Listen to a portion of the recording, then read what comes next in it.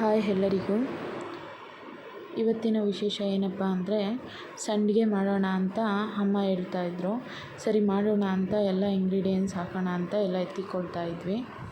ಅದಕ್ಕೆ ಅಮ್ಮ ಅಕ್ಕಿ ಎಲ್ಲ ತೊಳೆದು ರೆಡಿ ಮಾಡಿ ಇಕ್ಕಿದ್ರು, ಒಣಗಿತ್ತು.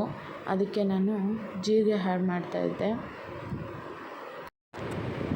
ಎಷ್ಟು ಕೆ ಜಿ ಅಂದರೆ ಒಂದು 6 ಕೆ ಜಿ ಅಕ್ಕಿ ತೊಳೆದಿಕ್ಕಿದ್ರು.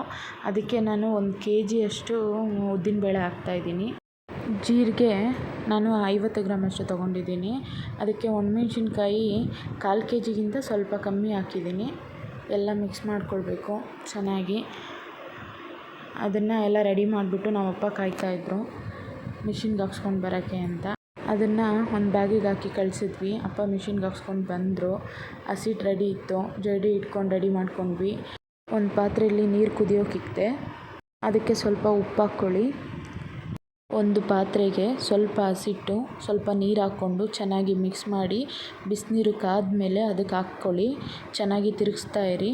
ಅದಕ್ಕೆ ಸ್ವಲ್ಪ ಜೀರಿಗೆ ಆ್ಯಡ್ ಮಾಡ್ಕೊಳ್ಳಿ. ಚೆನ್ನಾಗಿ ತಿರುಗಿಸಿ. ಅದು ಕೆಳಗಡೆ ಗಟ್ಟಿ ಆಗಬಾರ್ದು, ಉಂಡೆ ಉಂಡೆ ಥರ ಆಗಬಾರ್ದು. ನೋಡಿ, ಈ ಥರ ಇರಬೇಕು.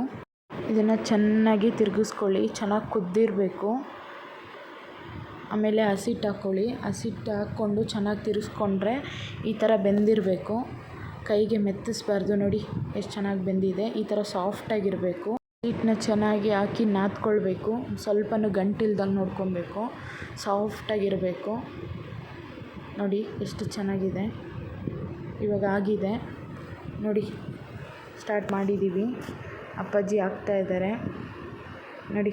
ಇದು 2ನೇ ದಿನದ್ದು, ಸೆಕೆಂಡ್ ಡೇ ಮಾಡಿರೋದು. ಸ್ವಲ್ಪ ಮಾಡ್ಕೊಂಡ್ವಿ, ಇನ್ನೂ ಸ್ವಲ್ಪ ಹಸಿಟ್ಟಿದೆ. ನೋಡಿ ಎಷ್ಟು ಚೆನ್ನಾಗಿ ಬಂದಿದೆ. ನಾನು ಆ ಥರ ಹಾಕಿದ್ರೆ ನಮ್ಮ ಅಪ್ಪಾಜಿ ಬೈತಾಯಿದ್ರು. ಹೆಂಗೆ ತಿಂದ್ರೂ ಎಣ್ಣೆಲಿ ಕರ್ಕೊಂಡು ತಿಂದರೆ ಹೆಂಗಿದ್ರೂ ಹೋಗುತ್ತೆ, ಯಾವ ಥರ ಶೇಪ್ ಆದ್ರೇನು ಅಂತ. ನೋಡಿ, ಇದೆಲ್ಲ ಆದಮೇಲೆ ಎಷ್ಟು ಚೆನ್ನಾಗಿ ಬಂದಿದೆ. ಸೂಪರಾಗಿತ್ತು ಟೇಸ್ಟು. ನೋಡಿ ಎಷ್ಟು ಚೆನ್ನಾಗಿದೆ. ತುಂಬ ಚೆನ್ನಾಗಿತ್ತು. ಚೆನ್ನಾಗಿ 2 ದಿನ ಒಣಗಿಸ್ಕೊಳ್ಳಿ. ಎಣ್ಣೆಲಿ ಹಾಕಿದ್ರೆ ಈ ಥರ ಬರುತ್ತೆ. ನಮ್ಮ ಹಳ್ಳಿ ಕಡೆ ಎಲ್ಲ ಸಮ್ಮರ್ಗೆ ಎಲ್ಲರ ಮನೆಯಲ್ಲೂ ಹಪ್ಪಳ ಸಂಡಿಗೆ ಅಂತ ಮಾಡಿಕೊಂಡು ವರ್ಷಕ್ಕಾಗೋಷ್ಟು ಇಟ್ಕೊಳ್ತಾರೆ. ನಾವಿವಾಗ ಸದ್ಯಕ್ಕೆ ವರ್ಷಕ್ಕಾಗೋಷ್ಟು ಏನು ಮಾಡ್ಕೊಂಡಿಲ್ಲ, ಸ್ವಲ್ಪ ಮಾಡ್ಕೊಂಡಿದ್ದೀವಿ. ನೋಡಿ, ಇದು ಸೆಕೆಂಡ್ ಡೇ ಮಾಡಿರೋದು. ನೋಡಿ, ಇದು ಫಸ್ಟ್ ಡೇ ಮಾಡಿರೋದು. ಚೆನ್ನಾಗಿ ಒಣಗಿದೆ. ಇದು ಇವತ್ತೆಲ್ಲ ಒಣಗೋಗ್ಬಿಡುತ್ತೆ. ತುಂಬ ಬಿಸಿಲಿದೆ. ಒಂದೇ ದಿನ ಒಣಗಿಸಿದ್ರೂ ಸಾಕು.